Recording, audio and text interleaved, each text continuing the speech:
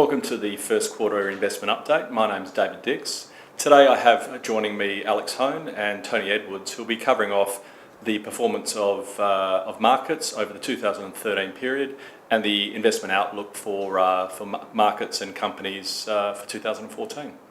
Alex, thanks for joining us today. 2013 was a very strong year for investment markets. Can you just give us a bit of an overview of how the portfolios actually performed over that period? Yeah, David, you're quite right. The market in 2013 was very, very favourable, and as a result of that as well, the portfolios had excellent returns. If we just start with the markets, equity markets, both domestically and offshore, had excellent returns. The Australian market was up over 20%, and in addition to that, the international equity market was up 29% before currency. Now, during the period, the Australian dollar actually fell 14%. So when we add that on to the international equity returns, international equities in Australian dollar terms actually contributed about a 43% return. And that's a massive return.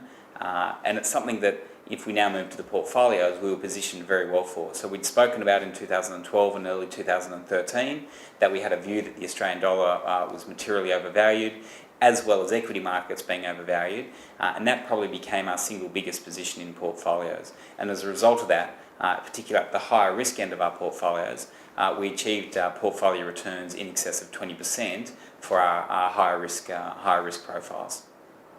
What was also pleasing about the portfolio returns in 2013, whilst we've got a number of those large calls right, was just the diversity of where returns came from over the year.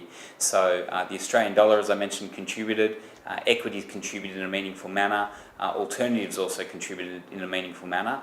But one of the things that we've been talking about as well is our lack of allocation to duration fixed income in the portfolios. The Australian bond index was up 2% over the year, and again, it's not only what you invest in that's important, but it's what you don't invest in. And in this instance, whilst bonds still had a positive return, it was somewhat anemic at 2% relative to the solid returns that's generated in previous years, and so the portfolios really benefited from not being exposed there. Alex, given the strong performance in investment markets over 2013, what's the outlook for markets and portfolios for 2014? Look, the outlook for 2014 is still positive. 2013 has obviously been a very good year for us, but with such strong returns, that obviously goes to valuations as well. And I'll ask my colleague Tony Edwards to make a couple of comments as to our views at the moment on equity market valuations. But importantly, we're still comfortable with the diversification of the portfolios. We're still comfortable with a strong position in offshore equities. We expect that the Aussie dollar, as it's currently sitting around the 90-cent mark, whilst that contributed very well in 2013, we're still expecting that will contribute more as that depreciates through 2014. We are cognizant, though, that there might be some limitations to that downside, given the green shoots of strengthening that we're starting to see in the Australian economy. The final piece as well, though, is we expect markets are going to be extremely volatile through 2014 relative to what we've seen in recent years, and that's really a function of asset pricing is getting to what are already fair valued levels. But in addition to that, the central banks begin the taper program of the quantitative easing process that's been in place for a number of years now. You mentioned quantitative easing. Can you tell us a little bit more about what exactly is quantitative easing and the impact on investors' portfolios and investment markets going forward? Well, it's a good question. Quantitative easing or QE programs are things that the central banks put in place around the world post the global financial crisis to basically further stimulate the economies. And what the program really was is, if you think about monetary policy, typically it's just lowering benchmark interest rates.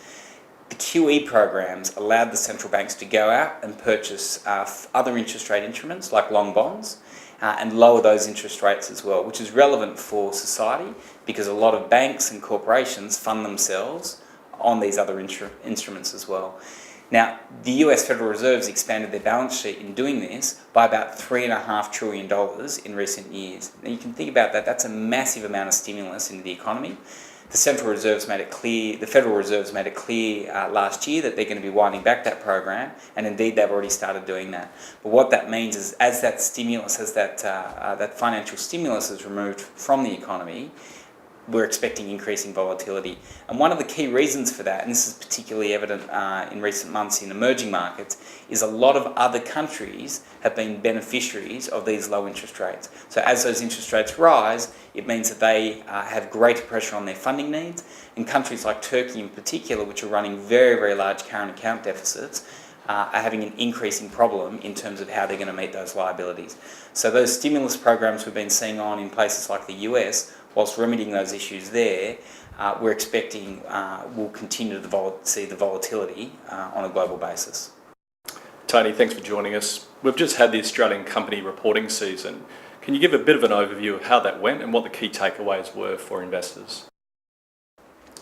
The February company reporting season was one of the best in recent times. So what we did see over that period was many companies that reported earnings actually exceeding market expectations, and the outlook for the future year's growth was actually maintained as opposed to downgraded, which has been a factor of recent times. So there were three key takeaways for us from reporting season. The first was we had earnings growth across pretty much every sector in the index. So the banks reported good solid earnings growth. We saw a rebound in resource company earnings, so those earnings grew almost 40% over the year.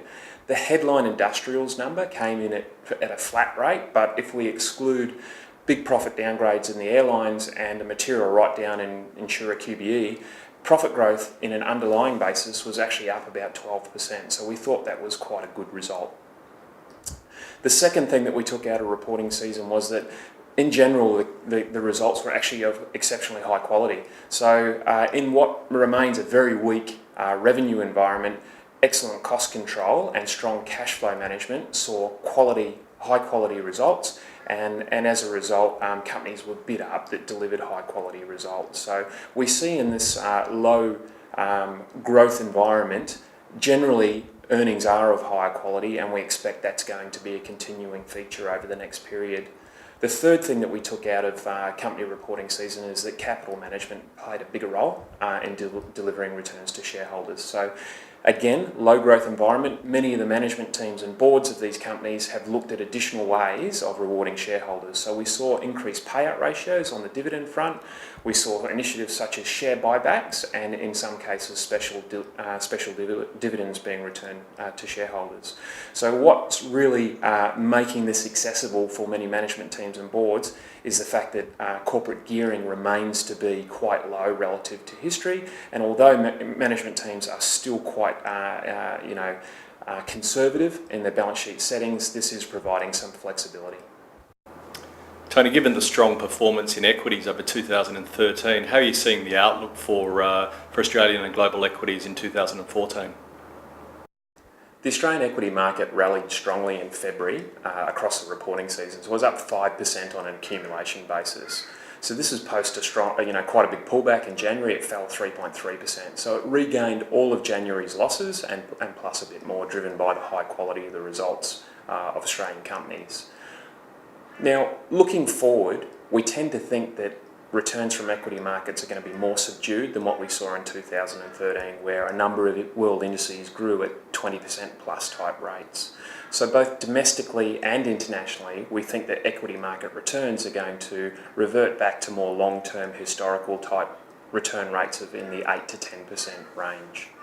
So in a low growth environment where there are high quality results, we think that stock picking is going to be increasingly critical in driving end returns. So look, we had a fantastic 2013 in our direct equities portfolio. We outperformed the index by 7.5% across that year. So that just highlights the value that can be added by individuals' stock picking skill. We expect again that this is going to be a key driver of returns across the coming year. So that brings us to the end of the investment update. We've had an extremely strong performance period for 2013, and if you actually look back to our results over the 5 and 10 year periods, you'll also see very strong investment performance, which is something we're extremely proud of. Thank you for your time, and we look forward to updating you next time. Thank you.